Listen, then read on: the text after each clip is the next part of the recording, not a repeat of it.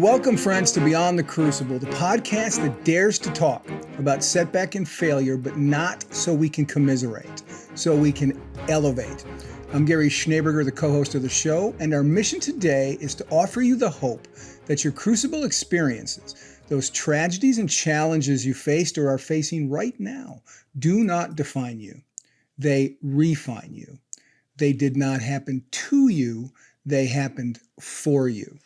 And no one I know knows that better than the host of the show, the founder of Beyond the Crucible, and my friend Warwick Fairfax. Warwick, our guest today is pretty amazing. I feel a definite affinity to him. I think in your own way, you will too when we're all done talking. Absolutely. Looking forward to it. So that guest listener who I teased there at the beginning is Adam Vibe Gunton. We'll get to the vibe part later. We'll just kind of put a pin in that. We'll come back to that. Adam Vibe Gunton is a best-selling author, speaker, and entrepreneur.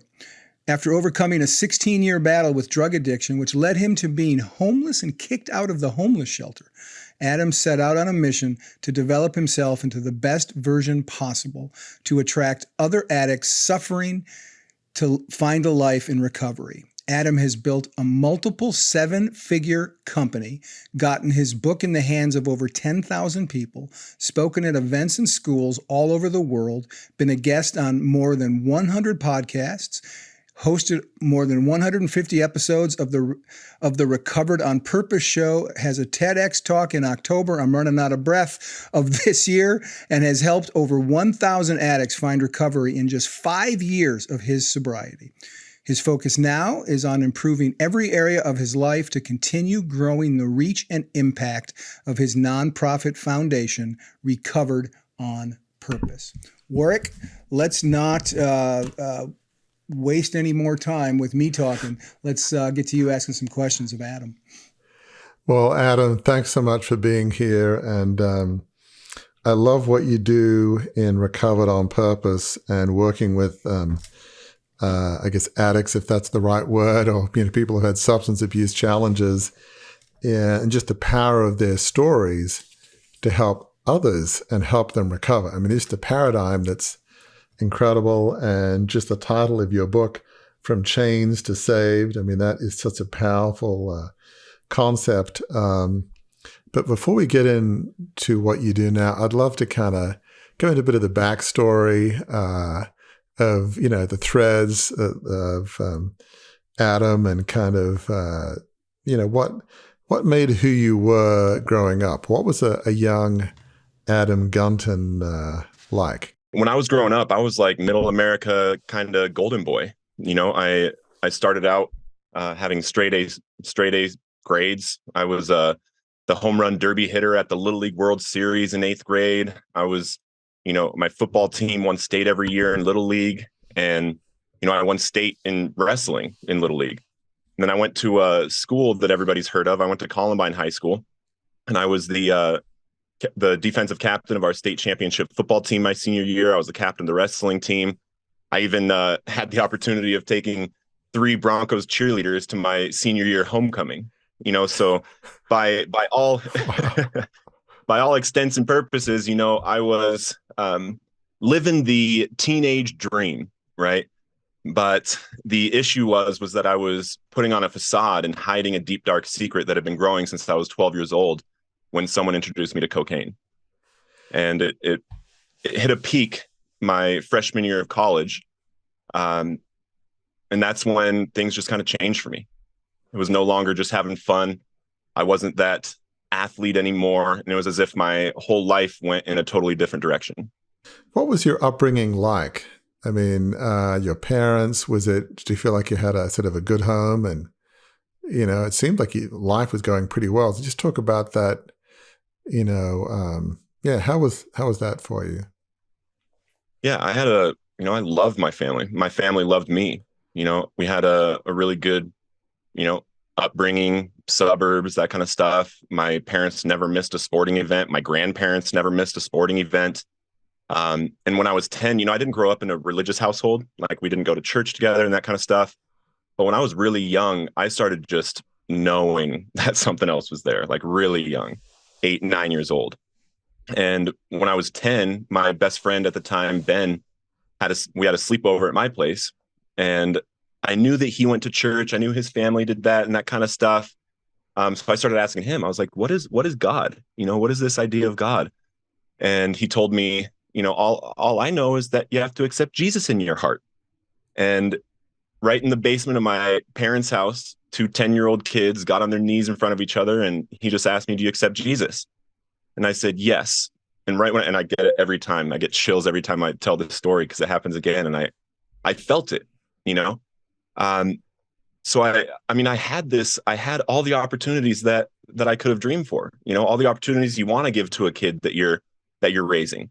And I think that's why it's important that my story gets out just as much as everybody else's story. A lot of people think that the foundation of addiction or the foundation of alcoholism is you grew up in a broken home. And it's not true. Everybody, by the time they're 15, about 2/3 of students, by the time they're 15, say that they have experienced some kind of real trauma. So I think we need to stop allowing excuses and start taking responsibility in a new way as a society, and stop telling addicts, yeah, it's because of your past, the way that you are, because it's not true. I was homeless and an IV drug addict, and I had every opportunity not to be. Was there a time in life in which you were harder on yourself than maybe other addicts might be? Or I don't know if that question makes sense at all, or any sense of guilt or... Yeah, 100% it makes sense. So there's 2 parts of this, because I have seasons to this question. At a part of my recovery, I had this remembering moment of what actually happened. Like, I was introduced to cocaine at 12 years old by someone that was 22. So for this period of time in my recovery, all of a sudden my brain is like, what did this person do to me? Like, oh, I had all these opportunities and this kind of stuff. And then I had to have a realization, okay, so the fact that they weren't in my life anymore for a month after that, like a month after he introduced me to it, I kept going with it. When did it become my responsibility? When are my actions my responsibility? And this goes back to the same thing with the trauma I was just saying. I am not discounting the horrible things that I have heard people have gone through that led them to addiction. I'm just saying, whatever it is that led you to it, as soon as you recognize, you can stop blaming it and you can stop excusing yourself for your actions today. And that's kind of where I had to get. As soon as my body felt that I could change the way that it feels by instantly just putting something in it, I was like, what else can I feel like? And that was a big pivot for you, Adam, wasn't it? From doing drugs to just kind of party and have a good time and have fun, to what you just described as changing the way you feel. And there was a reason for that pivot that really set your life on the trajectory that made it really hard to come back from. Talk about that a little bit, that pivotal moment where you were still dabbling, I guess, on the edges of things, and then something happened in your life, and that set you on the express train, if you will. Yeah. It was September 28th, 2008, and I had been out partying and drinking like most nights my freshman year of college, when I woke up to my phone ringing and vibrating down by my leg. And I swam through the soft sheets to find my hard phone with the bright screen that read 4:47 a.m. And my best friend Chucker was calling me. And I remember having the conscious choice that I could either answer the phone like I always do with, "Hey, what's up, Chuck?" Or I could answer the way I was feeling with, "Hello." And in my still drunken state, I chose the latter, to which a soft voice replied, "Hey, what's up? Why are you calling me this late?" "I was just calling to say hi." "Don't call me this late again." And I hung up on him. And he shot himself. And for nearly a decade after that experience, I couldn't share that phone call with anyone, as I bottled it down deeper and deeper and deeper with drugs and alcohol. They were no longer the way to party and have fun. I had to drink in order to be around the funeral, as people were hugging me and consoling me. And inside, I'm telling myself, this is my fault. And that's where I started learning, all the things that I am ashamed of myself, all the negative feelings, all of the worries and anxieties and things, I can mask those with drugs and alcohol. I can go to this club and be a little high and have some drinks. I can talk to everybody. I can dance with that pretty girl over there. You know, and it wasn't before that moment. I was doing it, experimenting, having fun, that kind of stuff. But when that happened, the only coping mechanism that I had was drugs and alcohol. I hadn't been taught what to do when a traumatic event happens. You know, so that led me all the way down to being homeless in '86 from a homeless shelter, because I got to a point where I was hopelessly addicted. The drugs and alcohol weren't working anymore. They were causing the problems instead of solving the problems. And then by that point, when I realized like this isn't working anymore, I found that I couldn't stop, which is a really scary place for someone to be. And listeners may know this about me because I did an episode of the show where I was the interviewee, Adam, where Warwick interviewed me about my life's journey. And you and I talked about this when we talked before we started recording this episode. And I have an alcoholic past. And in fact, I told you that I was going to wear a special thing. Well, this hat that I'm wearing is a hat that I had made by a Hollywood hat maker to look exactly like the hat that Warren Beatty wore in Dick Tracy. It was my gift to myself for my 25th sober anniversary, which was last April. When this show comes out, it will be 26 years and 4 days since I have gotten sober. So I say all that to say, one of the things that you're talking about letting guilt go. One of the things I remember from AA when I started there was we can only deal with our side of the street. We're only responsible for our side of the street. We're not responsible for what other people, do. We're responsible for what we do, and we can and we have to forgive ourselves as we go through that. That had to have been a difficult process as you were walking it out. One of the reasons I think it didn't happen to you as immediately as it might have happened otherwise, there's the grips of the addiction, but you were a high functioning addict, right? I mean, you weren't, for the longest time, you weren't the guy who got booted out of the homeless shelter. You were highly functioning. Talk about that a little bit, that period, because that makes it harder. I was like that too, where it didn't affect my life in the sense of I couldn't hold a job, or I couldn't, keep relationships. I could do those things. Talk about how that played out for you and why that made it so difficult to even know that you needed to find help. Yeah. Yeah. And that's a deep question with a lot of different paths, because,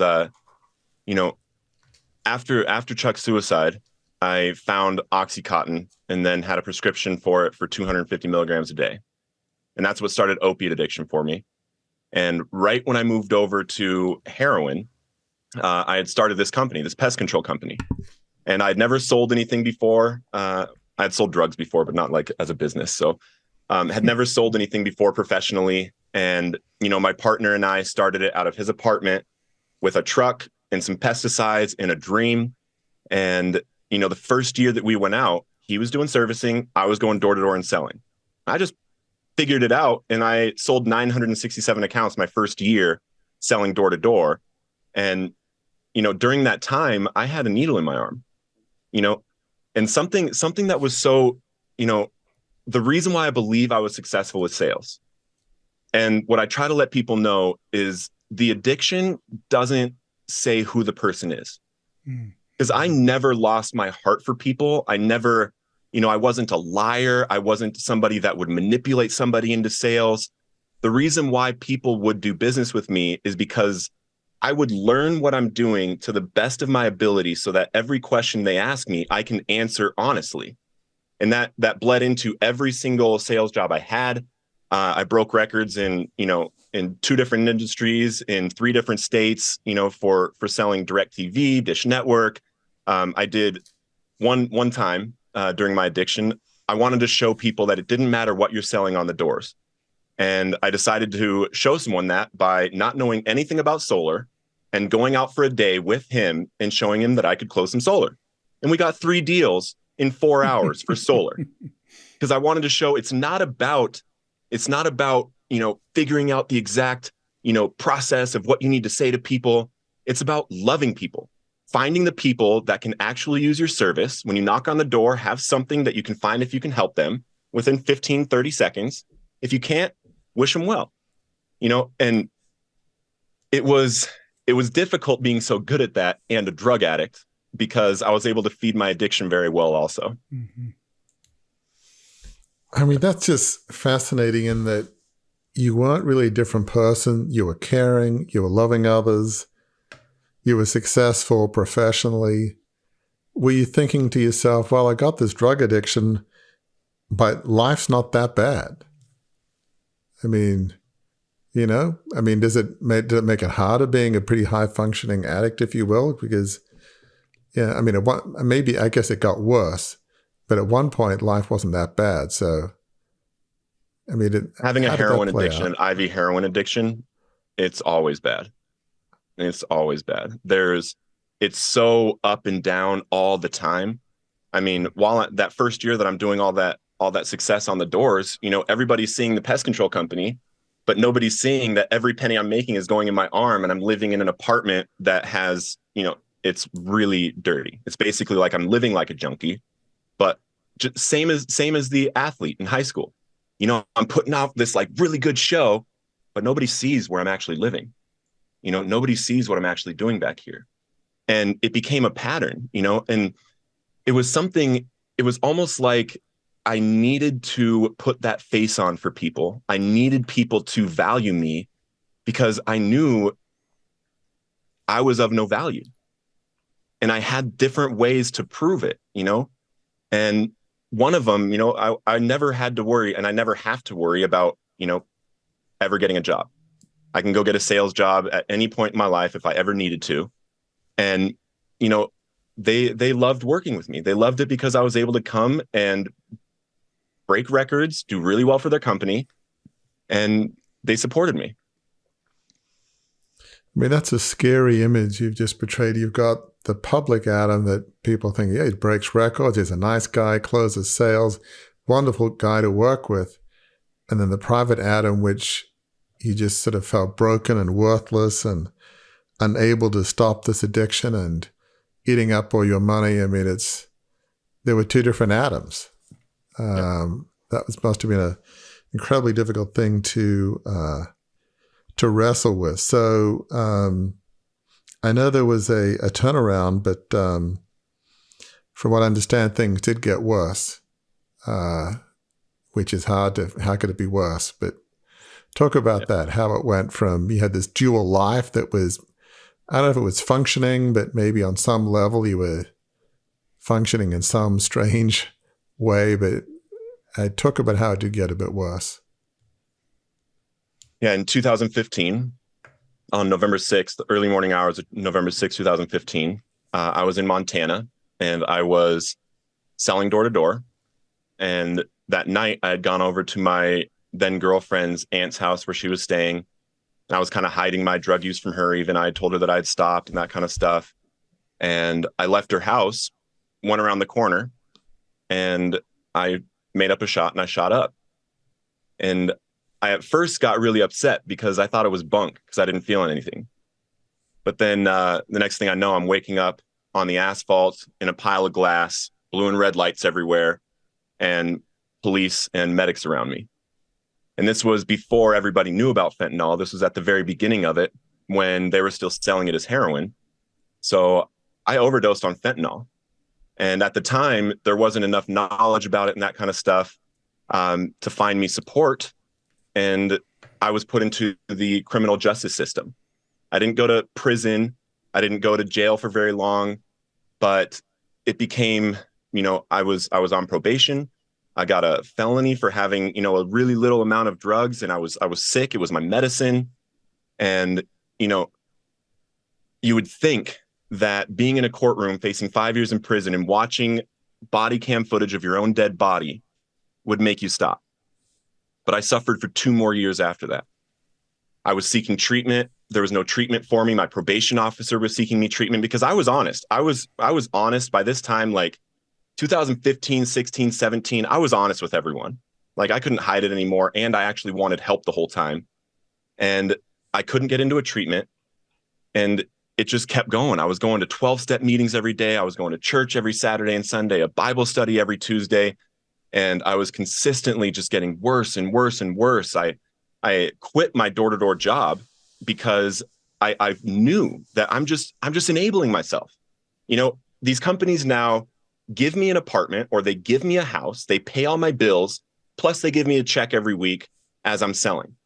And I was being mentored by the second fastest growing CEO of that year on Inc. 500. And the reason why he decided to mentor me is because when I came up to him, I said, you know, I'm a drug addict. I have a good heart and I want to help people. I don't know what to do. So he started talking to me every day. And it ended up where I called him on the floor of this corporate apartment that he had gotten me, telling him, I'm going to kill myself. I can't do this anymore. And he talked me down, and I decided to quit my job, quit everything, and do whatever it takes to find recovery. Moved into a homeless shelter. And like, you know, you've ever heard, you know, you got to let them hit rock bottom. Yep. Rock bottom is a myth. It is a myth. It does not exist. Because I thought it was rock bottom back in 2013 when I had that pest control company. And I was sitting in that apartment I was telling you about, writing a suicide note on my iPad and then shooting up trying to kill myself. Then I thought it was rock bottom when I was in a homeless shelter and I was on my knees praying, and I look over and I'm in a homeless shelter with about 80 other men in a room, you know, and I thought that was rock bottom. Then I got 86th from the homeless shelter to where I'm super homeless and I can't even go back to the homeless shelter to eat lunch. And, you know, I thought that was rock bottom, and it kept getting worse and worse and worse. And for me, you know, I just consistently was making these plans on how I'm going to make this work.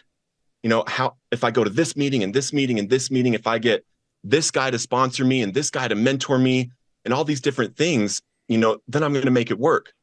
And I couldn't get it.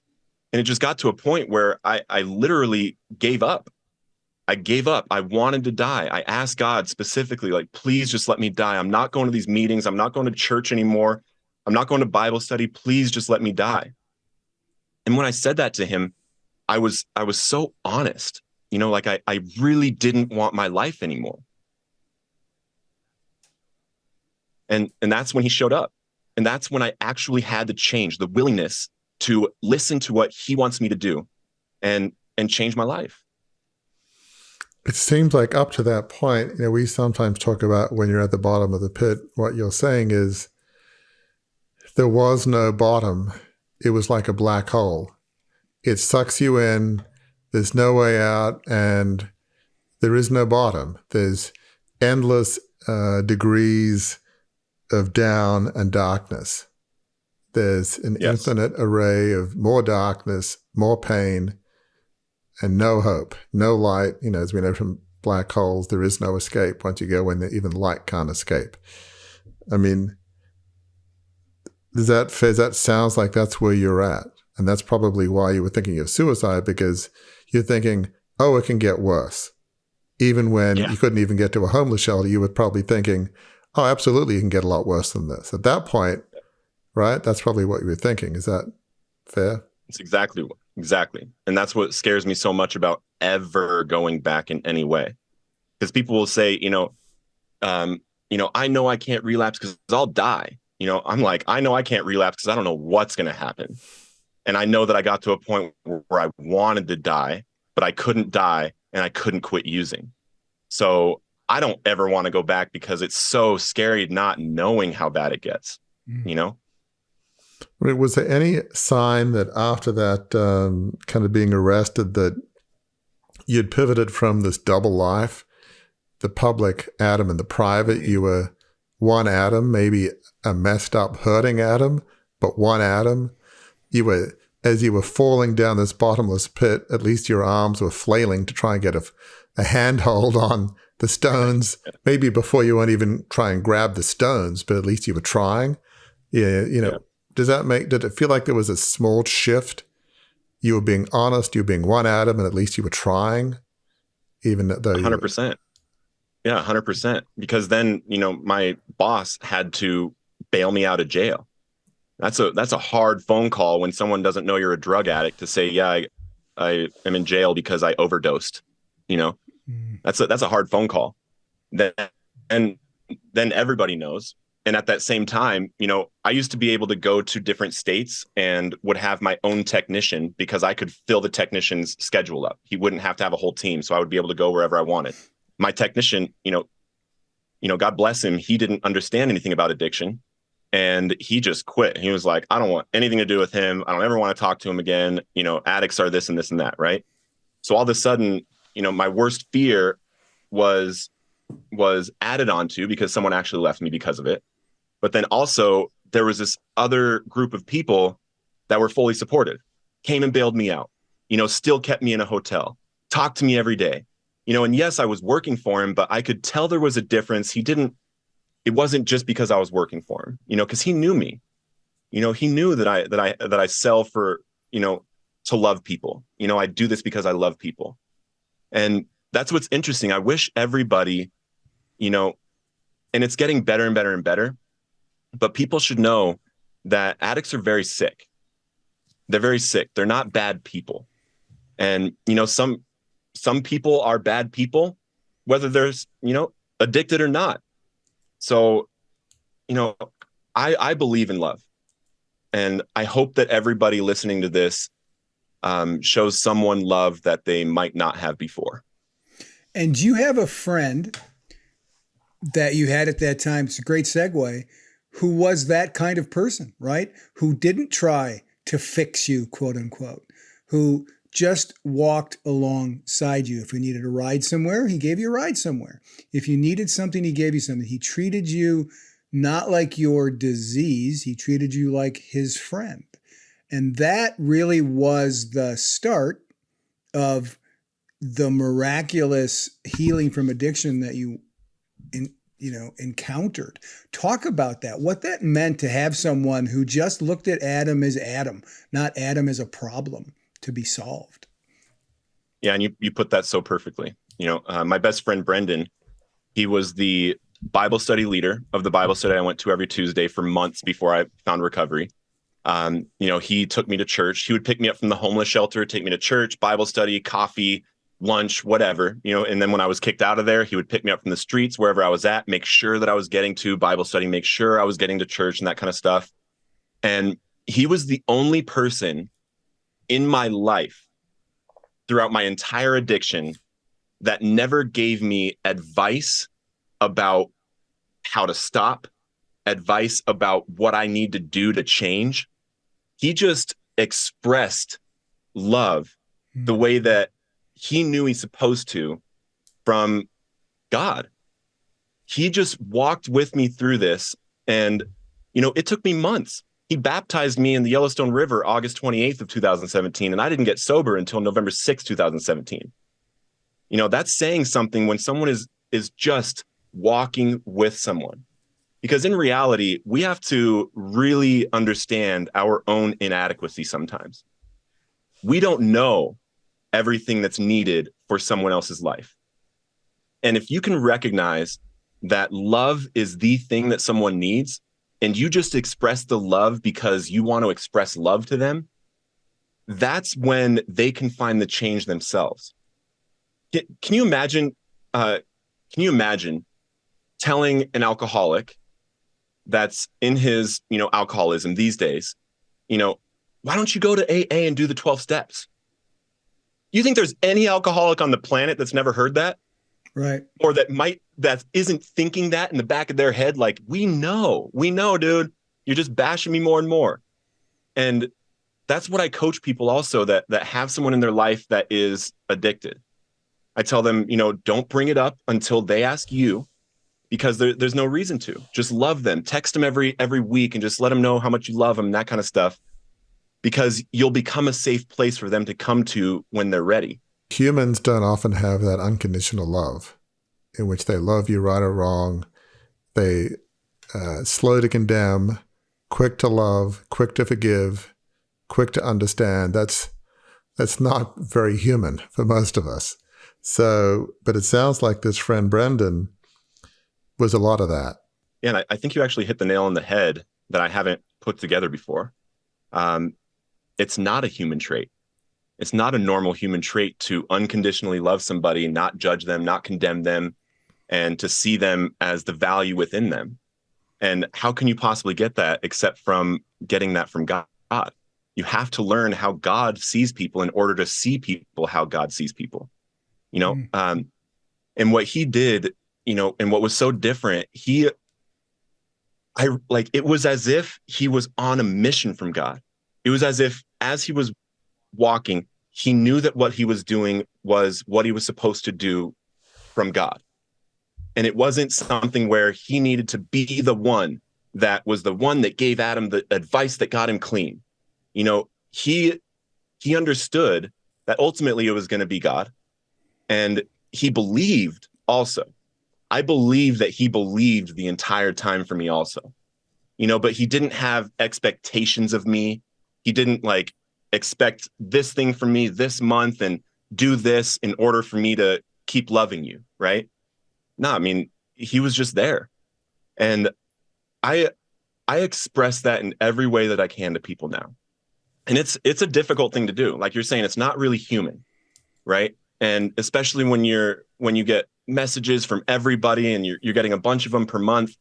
And a way that I express it now is, every single email, every single message that I get from someone, I personally speak with them. I personally ask them what's going on in their life. I personally ask them questions, and I personally tell them what I would do in those shoes because I've been through it. Or I ask them, how can I support you? What do you need? And the interesting thing is that it feels better being the person loving than the person being loved. It's this paradox, this spiritual paradox where you will always be more fulfilled by showing the love than receiving the love. And it's almost as if it's because you're getting the infinite from, above and expressing exactly how you can in your human. Speaking of getting the infinite from above, great pivot point here. We've spent a lot of time talking about the grip of your addiction and the way that it affected your life, but here's the pivot point. From above came change. Walk us through that. Let's get into both your getting clean, you're getting saved, and then getting commissioned to go out and doing what you're doing right now with your foundation. Yeah, I started it a little bit earlier when I was sitting in a car that a girl let me borrow, and it wasn't stolen, but I did have to start it with a screwdriver because that's how we lived back then. But I'm sitting in this car before Bible study, and I had this epiphany that I have tried everything here. I have literally tried everything there is here to quit. And I sat back in the seat and I audibly said to God, I'm done.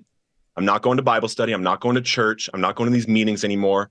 Please just let me die. And right when I said that, I heard a whisper in my heart. I don't hear the audible out here. It's as if he is right here in my heart. And he said, it's time, go. And at that moment, you would think I was yay, excited, but I knew it was God. And my immediate reaction was anger at him. Because what's different about this time? What's different about this time than all the times that I dump my dope in the toilet saying I'm never going to use again and then wake up and pawn my TV? What's different about this time? So I'm in this car and I'm screaming at him and I'm crying please just let me die. Please just let me die. And I'm doing this for a few minutes. And then when I start calming down, he just repeats himself in that still soft voice. And he said, it's time, go. And again, I didn't get this overwhelming sense of power or anything, but I just got this sense of willingness that I'd never had before. Okay, I'm going to let go of all my plans of 2 meetings a day and church every Saturday and Sunday and, this person sponsoring me. I'm going to let go all of that and let you take total control. And I made that decision right there in that car with him alone. And I go to the Bible study. I'm 12 minutes late. I open the doors. I bust them open and they're in the middle of prayer. And I interrupt prayer And I drop down on my knees and I throw my hands up. I'm like, guys, I used again. I can't stop. Please help me. Please help me.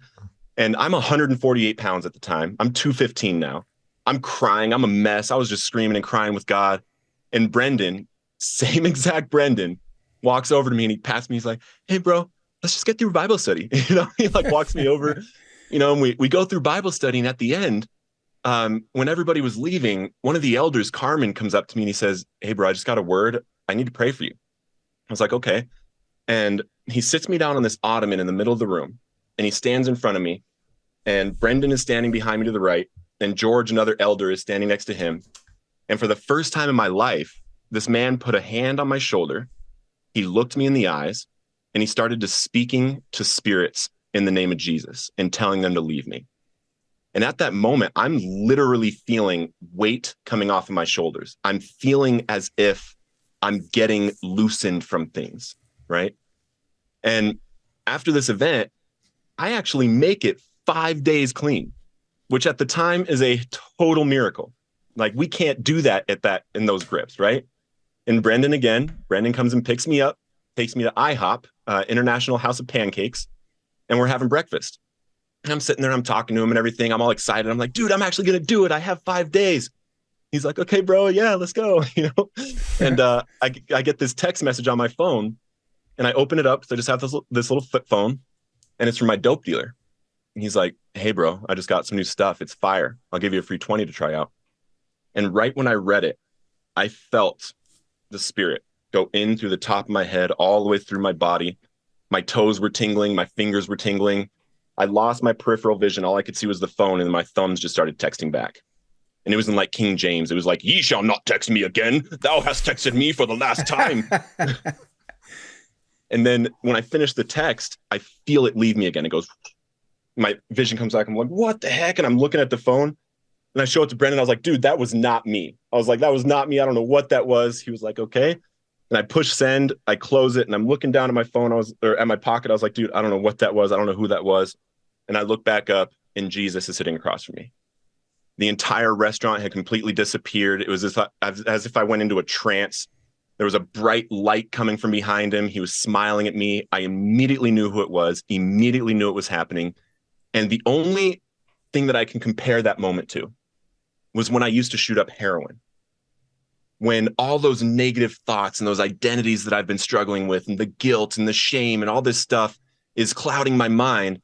And then it all goes away with one warm flood. But the difference of this moment is all that negative stuff flowed out of me. And immediately I was overwhelmed with a sense of purpose and value and love and identity and peace in less than a second. And I immediately fell with my face to the table, my hand up. I said, thank you, God. Thank you, God. Thank you, God. I came back up and he was gone. And, I believe 100% in instant healing. Putting your hands on somebody and they're healed, and Jesus does that. That didn't happen for me. And I believe it's for a reason.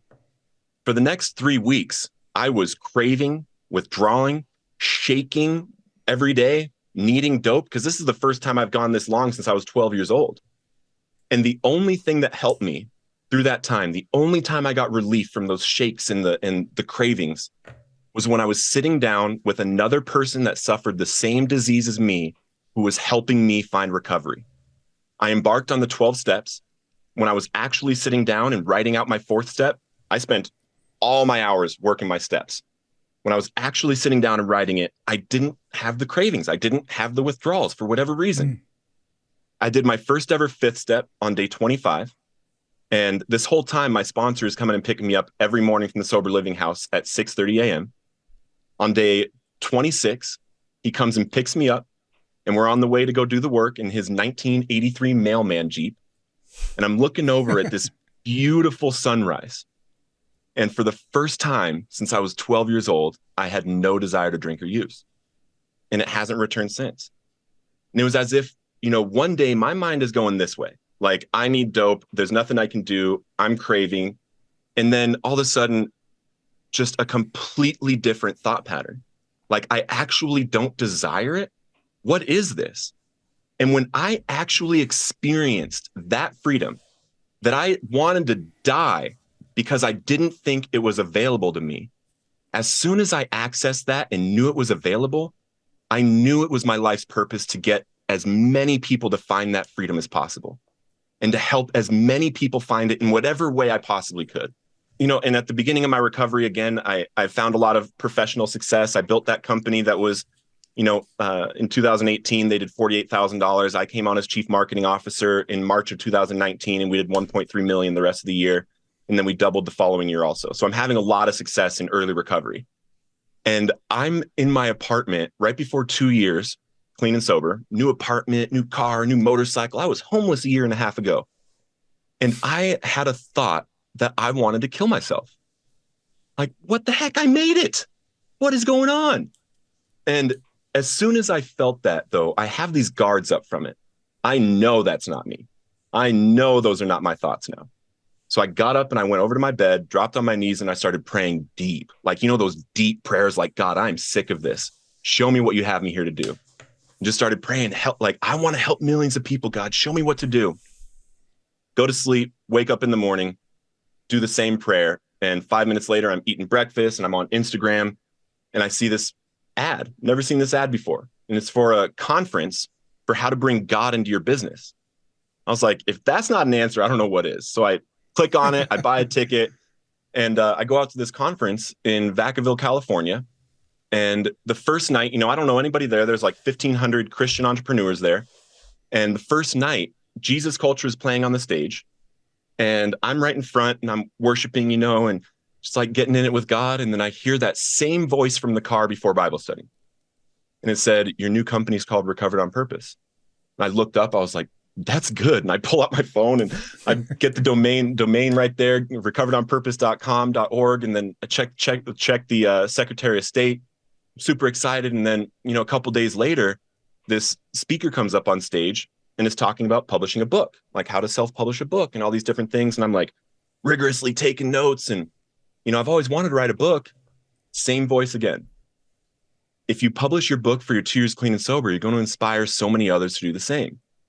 I was like, my 2 years, that's in 5 weeks. And I was like, but I know that voice. I know that voice. And anybody listening, when you hear that voice, follow. Whatever you think your plans are and whatever you think your limits are, that voice has none of them. He doesn't have limits and he has plans we can't conceive. So I go home, I let my business partners know, hey, I need to take a few weeks off, and I turn my phone off.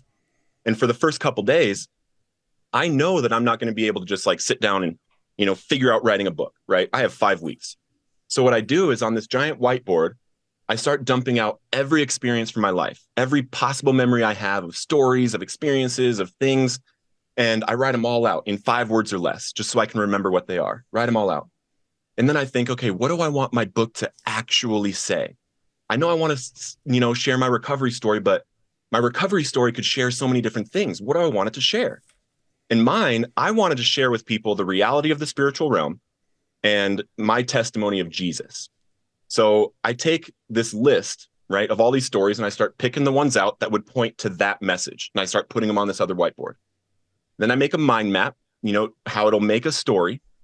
And then I sit down with a checklist and I write each one by one by one by one by one. And then I published From Chains to Saved on November 6, 2019 for my 2 years clean and sober. It became a #1 bestseller. I was able to outsell the big book for a month, which, Yeah, the that's big awesome. books.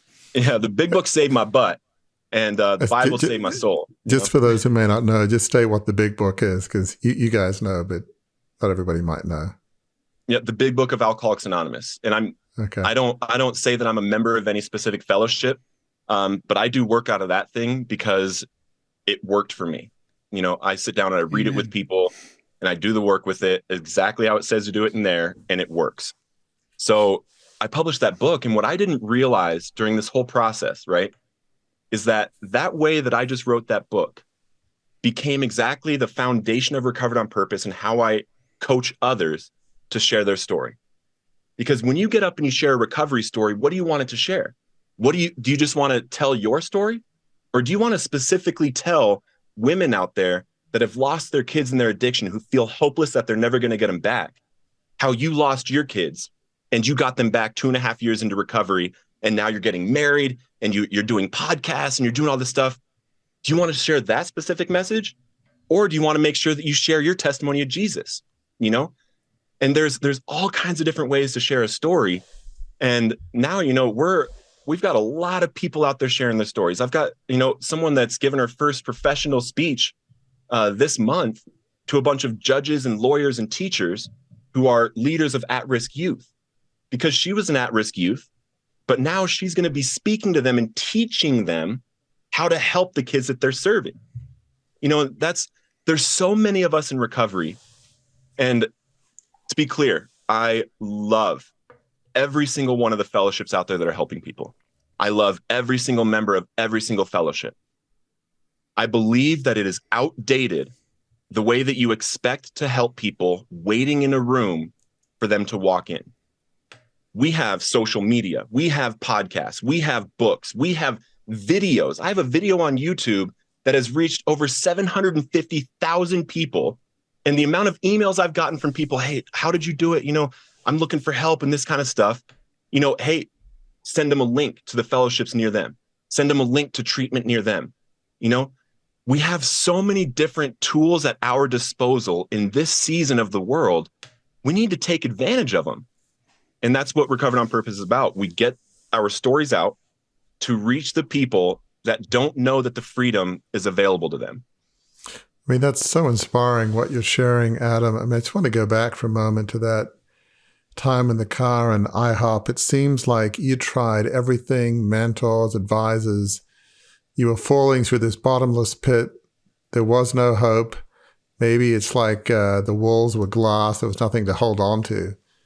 But yet somehow you found faith. You found God that provided a bottom to the pit, and more than just a bottom, lifted you up.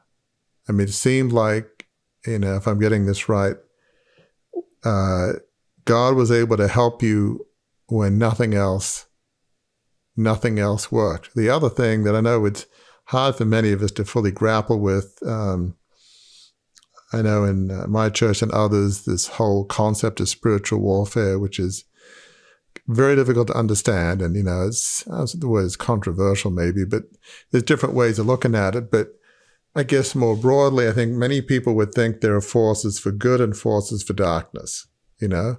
And I think we all have moments in our lives where there is good thoughts that enter our minds and there's not so good thoughts.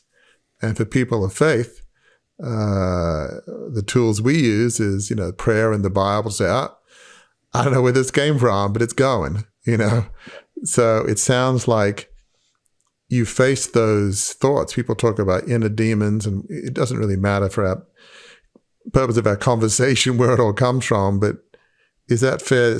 Not only did you have faith, you found a tool to deal with your inner demons, inner darkness, what have you, that you didn't have before. So talk about, I mean, that was the reason for the change for you, right? The whole time I know God exists. There was even a time in my addiction where I was, you know, writing prayers to him to quit. And I even wrote my own 12-step program, you know, thinking I might be able to do it just with God. And, but I had this immense amount of shame and guilt because I loved him so much. And I knew that there was no way he could love me because of the way that I was being. And that shifted in my first 30 days of recovery. I remember having this, I was in a meeting and I don't know what happened, but it was like my thought process just clicked. Like, oh my gosh, God loved me first. He loved me before I even accepted him. And then I just like started going out through all this stuff. I was like, he loved me the whole time. There's nothing I have to do to earn his love. There's nothing I can do to earn his love. And, you know, when I realize that, you know, I can know that solves all my problems, not just my inner demons. It solves all my problems when I can always go back to a place where, you know, the same love from Brendan. It had to be expressed to me through Brendan for me to get it. But now I spend time with him every morning. You know, because I need to fill myself up with that love that I know exists. Just I one. say all the time to guests, we always go by content, not the clock. But we're also mindful that guests have lives and they have places to go. I know that you've got a bit of a deadline and having to go somewhere. So I just want to get this done so that we make sure we serve you right. Tell listeners how they can find out more about Recovered on Purpose. And then we'll let Warwick ask, more questions for as long as you can stay with us. Yeah, I appreciate that. And, I'm loving this conversation. On Facebook, Recovered on Purpose, I do a lot of stuff on there. I do, the Recovered on Purpose show and do some posts on there and stuff. And I reply to every message on there. And if you're in recovery, I made a free relapse prevention worksheet, and you can fill it out on your phone or your laptop, your tablet or whatever. Made it super simple at recoveredonpurpose.org. And I give my book away, a digital and audio copy that I read to you. So, right. And that's on recoveredonpurpose.org as well. Adam, one of the things I love about Recovered on Purpose, and I love the title, is your thought about the power of addicts sharing their stories to help others. You mentioned, I think, that, was it 9% of addicts coming out of rehab make it sober a year. So relapse is sadly all too common and maybe the norm. But just talk about how the power of giving, of loving others through sharing their stories is a game changer to change those stats, which I think is the core tenet of Recovered on Purpose. Talk about how the power of sharing their stories changes addicts' lives and changes others' lives. Yeah, 100%. I mean, for instance, if you have a school that you're speaking at next week, you have this big podcast you're doing 3 weeks from now, and you have a TEDx talk that's coming up in October, how are you going to be thinking about using drugs? You are looking forward to so many different things, and you're thinking about the people that you can help. You're constantly thinking about this message that you're going to be able to express to the world and help people with. You have this purpose.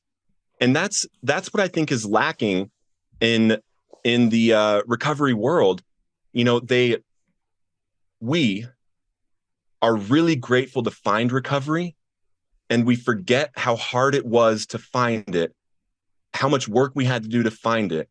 And we should be working equally as hard or more hard to help others find it.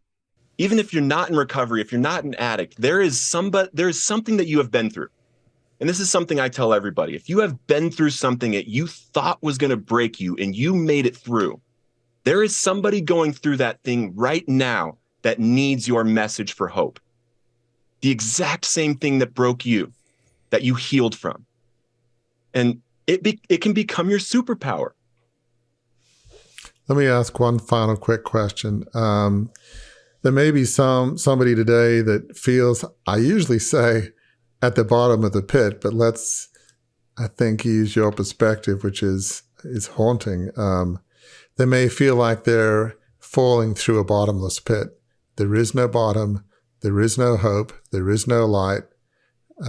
Suicide may feel like, for them, the only option, but they're in this ever falling bottomless pit. What would a word of hope be for somebody that maybe today they're in that situation? And they may be an addict or some other challenge in which they just an endless free fall. What would a word of hope be for that person? Well, it's a lie. It's a lie to think that there is no way out. And it's a really powerful thing to take responsibility. And I'm not saying it's not hard what you're going through. I'm not saying that you don't deserve the grace that you need right now. But all grace to you, all love to you, and take the responsibility to learn from whatever is going on right now and take the steps that are going to pull you out of it. If that means calling someone in your life that you know could help you through this, if that means reading a book that you think might give you some wisdom around it, if that means going back to church, just walk in. The first step towards, really changing is deciding to take the first step. Whatever it is in your situation, this is your call to take it. I have been in the communications business long enough, listener, to know when the last word on a subject has been spoken. And Adam Vibe Gunton, Vibe is not his middle name. I asked him, did Mr. and Mrs. Gunton name you Vibe? And he said, no, that's a nickname that helps him differentiate himself between another guy. And it's kind of cool because he's got a vibe to him, which is nice. So until we are together the next time, listener, please remember, we understand. You heard it in this episode. Your crucibles are difficult, but you know what? They're not the end of your story. In fact, if you learn the lessons of them, if you apply the lessons of them, they can become a great new chapter in your story as it's become in Adam's life, as it's become in Warwick's life and in my own life. Because what ends up happening, if you learn the lessons of those crucibles and move forward, the destination that you're headed to is the best destination of all, because it is a life of significance. If you enjoyed this episode, learned something from it, we invite you to engage more deeply with those of us at Beyond the Crucible. Visit our website, beyondthecrucible.com, to explore a plethora of offerings to help you transform what's been broken into breakthrough. A great place to start? Our free online assessment, which will help you pinpoint where you are on your journey beyond your crucible and to chart a course forward. See you next week.